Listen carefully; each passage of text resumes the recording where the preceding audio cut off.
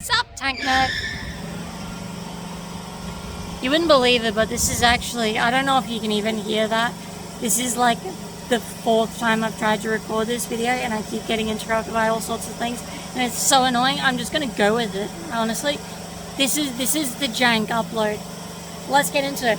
Sup, tank nerds? Lottie here again, coming to you from very hot and sweaty midday Australia, Christmas Eve edition, which you're probably going to see on Christmas Eve because honestly I'm not going to edit anything in this video. We're done. I've reached the limit. This is the last video of the year. You're getting the full jank right here, right now.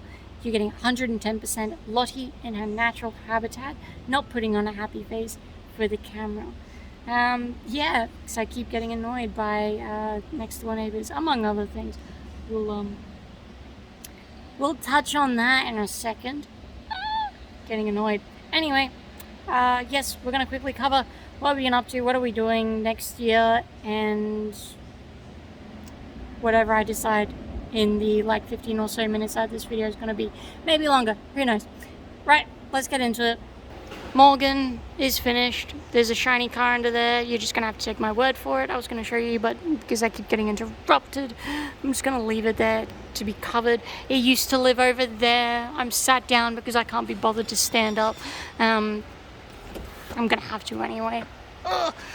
That's where the Morgan was in the last video. The only reason that the Jeep is not over there is because someone decided to park this slab of metal right next to that. It was me. I put that and that there, so it's all my fault. But the distance between there and there is such that the rear end of a Jeep cannot fit there. So the Jeep is just living out here for the time being. It's still within our super enclosed safety cage, but it is not next to its marvelous protector of sturdiness. I do love it. I really do love the Centurion ARV. It's got to be one of my favorite hunks of metal. Second only to this hunk of metal, this beautiful AC3 Thunderbolt. I keep calling it a Sentinel and I keep having to pinch myself because it is not a Sentinel. It is an AC3 Thunderbolt, which is honestly a way cooler name, but if you ask me, much more Australian than Sentinel. Thunderbolt is just way cooler. But I keep calling it a Sentinel anyway. But yeah, obviously we are doing that restoration next year, and we're doing this restoration next year. I will be finishing this restoration early next year, and I've done so much to it already. Only thing I need to do is paint this steering wheel. Because it's green on a brown vehicle, doesn't look very good. It's a bit of a shame because it is such a beautiful steering wheel, but alas, I will have to paint it. I'm going to paint it a dark brown. Very similar brown to the gear selector there. I also, unfortunately, that is a custom brown that I made specifically for the engine. It's made using this sand and black all sort of mixed together. I was really trying to hone in my artistic capabilities. By all means, tell me if I succeeded or not. This is not, okay, I'm gonna sit down and get serious for a second. This Jeep, we have been requested to make it as comprehensive, and I'm sweating absolutely everywhere, as comprehensive and as functional and nice looking as possible without going the full recon, because for those who don't know, this color of Jeep is typically associated with a long-range desert recon vehicle, desert Jeep, whatever you want to call it. The real ones are filthy. It's a long-range desert recon vehicle. They are not clean. This one, it's covered in tools at the moment, but when it's done, will not be clean. Will not be dirty. It's been a long year. It's all catching up. But it's going to be a lovely Jeep when it's all done, hence why the knobs are slightly shiny, because, it looks good. So that's why the engine is a different color. Yes, I know the engine is supposed to be the same color as the body on the long-range Desert Recon Jeeps, not the normal Jeep, whatever. But yes, the owner And you know what? The owner's opinion is the only opinion that I care about. Owner loves the color of the engine. He was in only yesterday and he was fawning over just how marvelous an idea he thought it was to paint the engine a different color. Anyway, we're getting beside the point. I'm just rambling at this point. Because it's a custom color and I'm gonna have to repaint this because I accidentally scratched. You can see how thick the paint is, and I actually did a really good job at painting it. Unfortunately, when the tub came on, it scratched the top of that. But I need to paint this anyway, and I thought, what better thing to do than to paint the steering wheel the same dark brown as the gear selectors. Of course, now it's going to be different because it was custom made color, but I'm going to make a dark brown for the steering wheel and paint the dark brown for the gear selectors there. It's groovy. So anyway, enough about that. Fuel sender unit I had to install, and again, all you Jeep purists are going to be tearing your hair out. Why have you done it this way, Lottie? Why do you hate us so much? You tell me. My first inkling should have been that they've actually cut all this away. I didn't do this. Don't get angry. This is how it came. That, for those who are as ignorant as I, is not an original Jeep fuel sender unit. It is, in fact, from something completely different. It's one of those spiral ones. The original Jeep sender unit is this one here, and it's one of the lever ones. It goes with like a little floaty on the end of it. That should go there. Why is that not there? Well, because whoever last touched this thought it'd be a really good idea to have a double sender and pickup unit and just, funnel all the wires and fuel line, the same direction. I can't exactly fault them on the concept, except given how cheap it is to get a sender unit, they must have had one of these lying around and they decided to just make it work. Me and my ignorant butt on Jeeps didn't know that is non-genuine. So of course I order a new sender unit from the guys at Marathon Spares. Really, really good guys. Just letting you straight up. It was my bad for not realizing that a normal Jeep doesn't have a fuel pickup. And of course when it came, I asked him, I said, where's the pickup? And he basically said, they don't come with pickups, because I thought I got duped. But no, apparently they just don't come with pickups. It's a single wire unit, and the pickup is somewhere else down the bottom, I think. As he was mentioning it to me, this is just being done different. I assume that was a normal thing. Long story short, the reason why that is not there is because I still needed the pickup. And it was in such a good spot that I just decided to leave it where it is. And I put this one here because, one, the fuel tank is deeper down here than it is there, so I can't put it on that half of the fuel tank. And because that goes all the way down and this goes all the way down, I'm kind of limited to either going diagonally or kind of like down there, except there's a strap here and a strap there. It works here. It's beautiful here. I'm just going to paint that slightly different color. But that is the end of that story. The wiring is all beautiful and marvelous, except for a few little bits and pieces that I just need to tidy up there, cover some of these loose ones, which I'm just not using. It's not because, it's a fire safety hazard. These are completely isolated, but in case someone does decide to plug something into them, it's not just going to earth, straight to the other wires, which are down here. So I've got to cover all those, make it all really nice and neat. I know it looks like a little bit of a pigsty at the moment, but it will be covered, I promise, even with a proper environmentally sealed cover for the fuses. I'm just preempting anything you in the comments say about all of this work. But yeah, everything is working actually beautifully at the moment. All the lights are done. Really, really happy about it all. I think I've still got the battery isolated. Yeah, you know what? I'll quickly just show you the headlights, because I know I showed this in a previous video and I didn't give much of a payoff.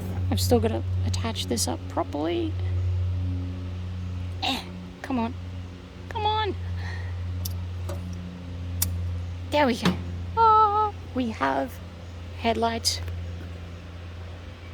That is the whole concept of these headlights. You break down at night, light your engine bay, put it back down, light your engine bay.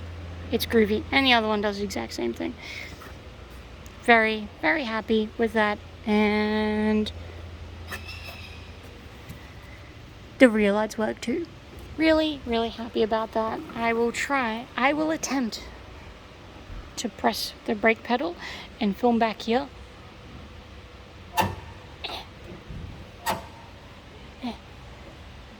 You can just see the slight little reflection there. If you can't see it, well, you'll just have to take my word for it, won't you? We'll turn that off. There we go. And we're gonna put proper mats in there at the moment, later on. Yes, I know it's got a bit of thing, but a lot of that is literally just dust. It all wipes away quite easily. It's just where it is at the moment, because again, the Morgan was parked in the old spot and we had to change it all. Okay, on to the serious topic. Next door neighbours. Why are they so frustrating? How are we going to deal with them? See what are the buggers right now. There you are. I see you. Can't hide from me. The way you're laughing at me. That right there is one of the most evil creatures on the planet. It might look regal with its yellow mask, but behind that lies an evilness this world is not ready to comprehend. I will demonstrate why I have been interrupted so much. Not even just during the video, but just in general. Because believe it or not, I actually removed all the fences to do this video, and I had to put them all back up, and I just got so fed up. You could hear the little bastard, can't you? Don't know if I'm allowed to say that on YouTube. Picture me coming out, because the bathrooms are over there, so I need to go out and left to go down to the bathrooms. Now picture me walking out in the morning, middle of the day, whatever time that you might think. It's a lovely, beautiful Australia's summer day. And then we take a step out the door.